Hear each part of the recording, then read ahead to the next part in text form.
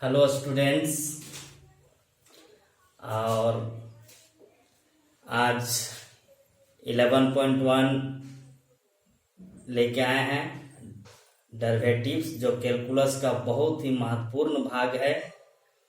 और ये इसमें 5 एक्सरसाइज है, इसलिए अब प्रत्येक दिन वीडियो मिलेगी, है ना। आप लोग देखना ना भूलें। और जो क्लास नहीं भी कर पा रहे हैं उसको जब भी क्लास खुलेगी तो उन लोग को अलग से क्लास देंगे। फिर भी कोशिश कीजिए अपने दोस्त यारी जो नहीं पढ़ पा रहे हैं, ऑनलाइन क्लास नहीं कर पा रहे हैं, या मेरा स्टूडेंट हो या कहीं भी पढ़ते हो, तो सभी को बताएं कि क्लास करें। मेरा कहना भी है, देखिए किसी चीज को पाने के लिए कुछ जुनून होना चाहिए, है ना। बार बार मैं कहना चाह रहा हूँ, आप लोग को लाना चाह रहा हूँ कि आप पढ़ाई की तरफ मुड़ जाइए। आप समय बर्बाद नहीं किए, बहुत समय बर्बाद कर चुके हैं आप लोग। तो मेरा कहना भी है कि जीत की खातिर बस जुनून चाहिए, जीत की खातिर बस जुनून चाहिए, जिसमें उबाल हो ऐसा खून चाहिए। ये आसमान भी आएगा जमीन पर, ये आसमान भी आएगा जमीन पर, बस इरादों में जीत की गूंज चाहिए, गूंज चाहिए। अब आते हैं, देखिए ये है डिफरेंशिएशन और डेरिवेटिव्स। ये एक्सरसाइज है केसी सिन्हा का 11.1, है ना। केसी सिन्हा हो या RX अग्रवाल हो या RD शर्मा हो, NCERT हो, सभी का ऑनलाइन टेस्ट हम लेंगे। सभी बुक से क्वेश्चन मिला के हम देंगे और ऑनलाइन अब टेस्ट भी होगा। इसलिए जो भी चैप्टर पढ़ा चुके हैं उसको रिवाइज कीजिए, और जो पढ़ा रहे हैं उसको भी रिवाइज कीजिए। आइए आज हम लोग देखते हैं कि ये डिप्रेसेशन क्या है। इसका हिंदी होता है अवकलन, इसका हिंदी होता है अवकलन, डेरिवेटिव्स और डिप्रेसेशन। तो कहने का मतलब आखिर होता क्या है डिप्रेसेशन। तो ये जो डिफ्रेंशिएशन जो है ये फिजिक्स में भी आप लोगों को काम देगा और मैथ में भी है। तो ये है क्या, तो इसका हिंदी होता है अवकलन। ये क्या है, कहता है किसी भी फंक्शन में, ये डिफ्रेंशिएशन क्या है, किसी भी फंक्शन में एक्स के रिस्पेक्ट में, ध्यान से सुनिएगा, किसी भी फंक्शन में एक्स के रिस्पेक्ट में परिवर्तन की दर ज्ञात करने की विधि है। क्या है, किसी भी फंक्शन में एक्स के रिस्पेक्ट में परिवर्तन की दर ज्ञात करने की विधि है। दर मतलब रेट, है ना, रेट ज्ञात करने की विधि है। समझ गए डिफ्रेंशिएशन है क्या। अगर एक्स में परिवर्तन हो तो fx में क्या परिवर्तन होगा, इसमें क्या ज्ञात करना है। क्या जानते हैं कि अगर x में परिवर्तन हो तो fx में क्या परिवर्तन होता है।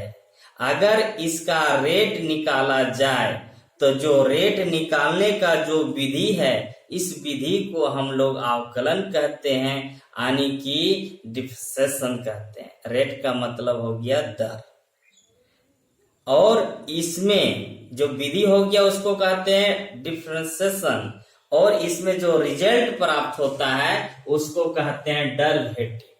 यानी दोनों में थोड़ा सा अंतर है। ये प्रोसेसिंग होता है, यानी प्रोसेस होता है, विधि होता है, उसको डिफ्रेंशिएशन कहते हैं, और जो रिजल्ट आता है उसको डेरिवेटिव कहते हैं, है ना। थोड़ा लेट से सही, लेकिन सही से समझिए कॉन्सेप्ट को। तो ये हो गया डेरिवेटिव। कोई पूछे तो आप लोग बताइए, ठीक है। जानना चाहिए कि आखिर चैप्टर ये कहना क्या चाहता है, डायरेक्ट सीधे पढ़ाने से नहीं होता है। अब आइए इसमें से बहुत को इसमें कहने का मतलब है, ये इस तरह का फंक्शन होता है, ये fx, यही है एक्स के रिस्पेक्ट में, यानी यहाँ पर कुछ भी डालिए तो ये चेंज हो जाता है। fx डालिए तो fx हो जाएगा, यहाँ sin x डालिए तो cos x हो जाएगा। देखिए ये एक अपने तरीका से हम बता दे रहे हैं कि डेरिवेटिव तो एक समझा दिए थ्योरी रूप से, और एक बता दे रहे हैं कि ये है क्या चीज, ये अपना भाषा से समझा दे रहे हैं। जैसे जो गांव लोग से बिलोंग करते हैं, गांव से, उन लोग के भाषा में हम बताना चाहते हैं कि ये एक धान पीसने का मशीन है जैसा है, धान पीसने का मशीन जैसा है। कैसे? देखिए, अगर पूछेंगे एक्स का डेरिवेटिव क्या होता है तो 1, यानी चेंज हो गया, एक्स था तो 1 हो गया। अगर पूछेंगे कि साइन एक्स डाल दिए, ये मशीन है, देखिए मशीन अच्छा से देखिए, और एक्स नीचे रहेगा, इसमें डाल दिए साइन एक्स तो हो गया कोस एक्स, है। ये सारा फार्मूला अभी हम लिख देने जा रहे हैं, समझा के याद कर लीजिएगा। अगर बोलिएगा कि सर इसका प्रूफ कर दीजिए, तो फर्स्ट ईयर में 11th क्लास में हम क्या किए थे कि फर्स्ट प्रिंसिपल ऑफ मैथमेटिक्स, मतलब कहने का मतलब है फर्स्ट प्रिंसिपल से इस सारे डेरिवेटिव को हम प्रूफ किए थे। साइन एक्स कोस एक्स सारा थ्योरम होता था, और ये सारा प्रूफ होता था कि साइन का कोस कैसे होता है।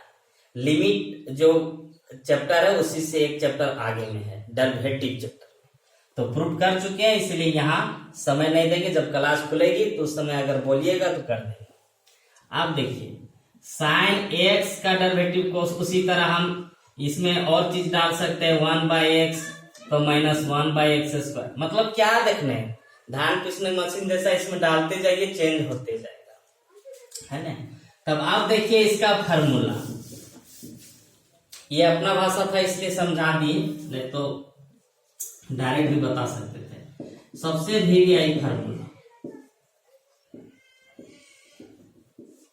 अगर ये फार्मूला याद कीजिएगा तभी 44 नंबर उठा सकते हैं मैथ में, अन्यथा नहीं।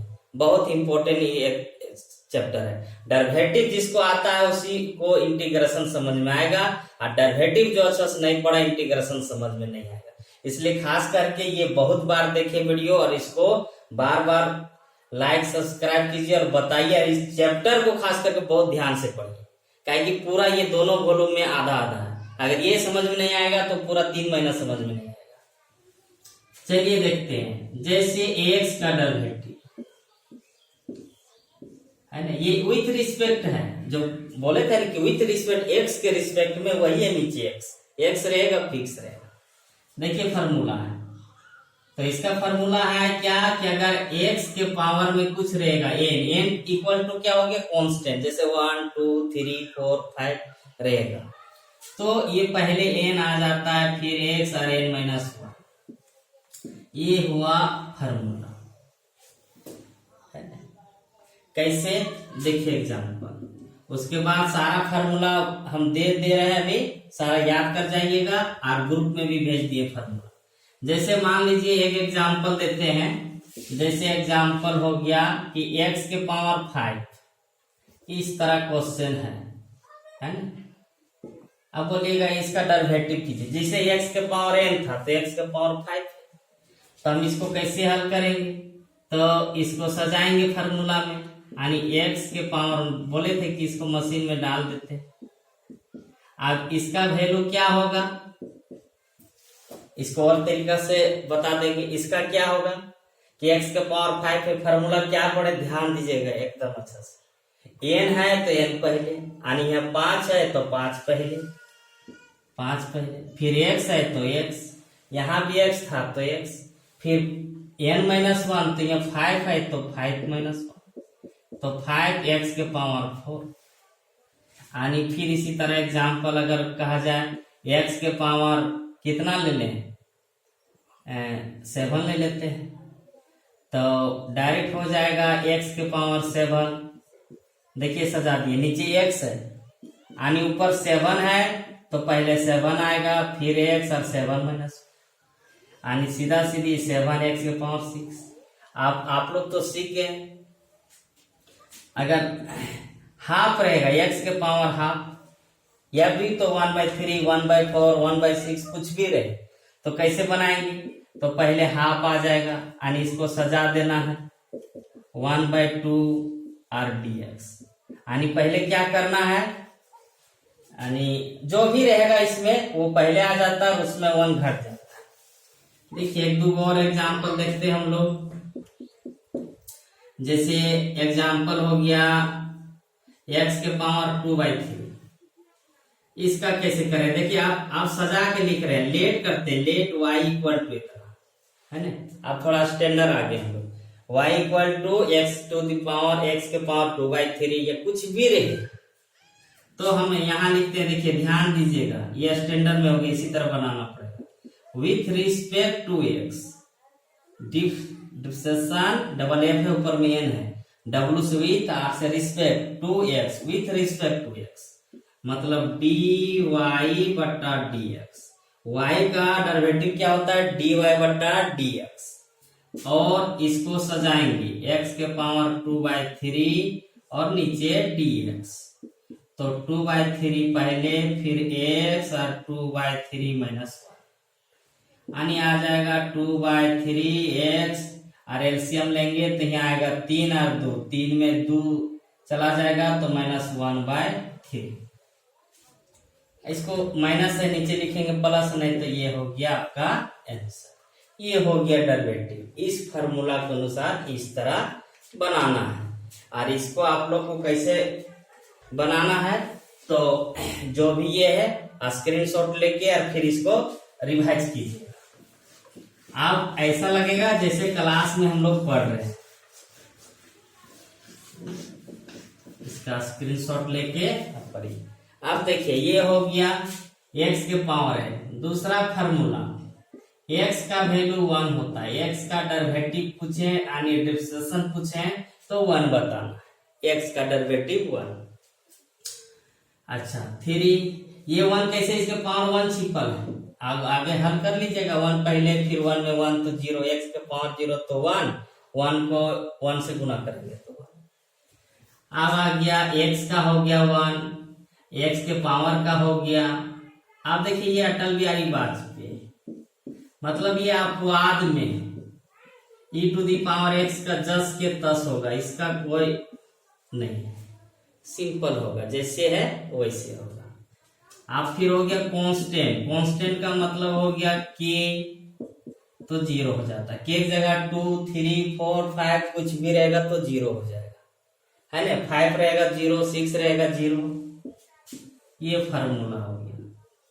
5 नंबर हो गया अगर कोई कांस्टेंट x के साथ रहे, जैसे k रहे, है ना। अभी हम बोले थे कि धान पीसने की मशीन है तो ये x है और ये कंकड़ है, k मतलब कांस्टेंट 2, 3, 4, 5। तो जब कंकड़ आ जाता है चावल में या फिर धान में तो कंकड़ को बाहर कर देते हैं, मतलब कोई भी पत्थर आ गया उसको चुन के बाहर कर देते हैं, तो ये कांस्टेंट हो गया, इसको बाहर कर देंगे। तब किसको डेरिवेटिव करेंगे, x को, ये x को डेरिवेटिव करेंगे। यानी कहने का मतलब है कभी भी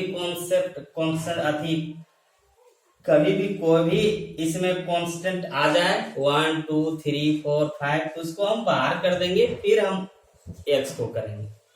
तो k का k और x का 1, यानी इस तरह k आ गया।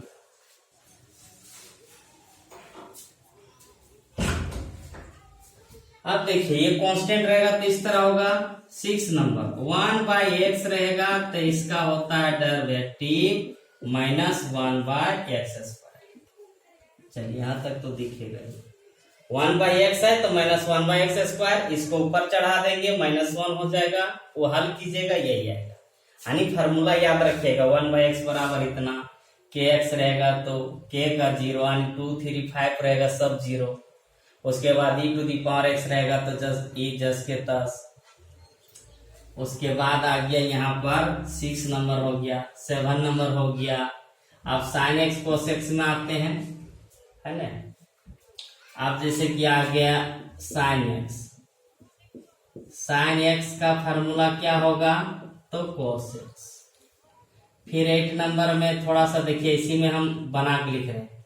अगर यहाँ a रहा, x रहा तो cos x हो गया, और यहाँ रहेगा ax, तो देखिए इसका बना भी सकते हैं अलग से और यहाँ भी डायरेक्ट आ सकते हैं। देखिए यहाँ अगर x लिखते हैं तो याद रखिएगा साइन का तो cos हो गया, यहाँ ax रहेगा तो ax, bx रहेगा तो bx, जो यहाँ रहेगा वही चीज होगा। लेकिन x के साथ जितना गुना रहेगा उतना गुना हो जाएगा, अगर 2 गुना रहता तो 2 लिख देते हैं, 3 रहता 3 लिखते हैं, 4 रहता तो 4 लिखते हैं। 9 नंबर देखिए, अगर इसी को अगर a माइनस बी एक्स रहता, नीचे dx, तब क्या लिखते हैं? इसमें भी लिखते हैं cos a minus b x, यानी कि जो साइन यहां रहता है सो यहां लिखाएगा फिक्स। लेकिन याद रखिएगा क्या बोले कि x के साथ जो भी कांस्टेंट रहेगा वो इंटू हो जाता। अगर यहाँ 2 रहता तो 2 लिखते, -3 रहता तो -3 लिखते। यहाँ कितना है, यहाँ पर कांस्टेंट है कितना, -b, तो यहाँ -b लिखेंगे। बोलिएगा सर a काहे नहीं लिखे? a नहीं लिखेंगे, x के साथ जो x के साथ जो कोफिशिएंट रहेगा उसी को यहाँ लिखते, यानी x के साथ जो गुणांक रहेगा उसी को यहाँ लिखते। माइनस रहेगा तो माइनस, प्लस रहेगा प्लस, और फिर ये फार्मूला में जैसे के तैसे लिख देते। ये हो गया साइन एक्स। जिस तरह हम साइन एक्स में बताएं उस तरह सभी में होता है। 10 cos 10 cot जो भी रहेगा, 6 ग्रुप है लोग, तो 6 में जो भी रहेगा सभी के साथ ये कंडीशन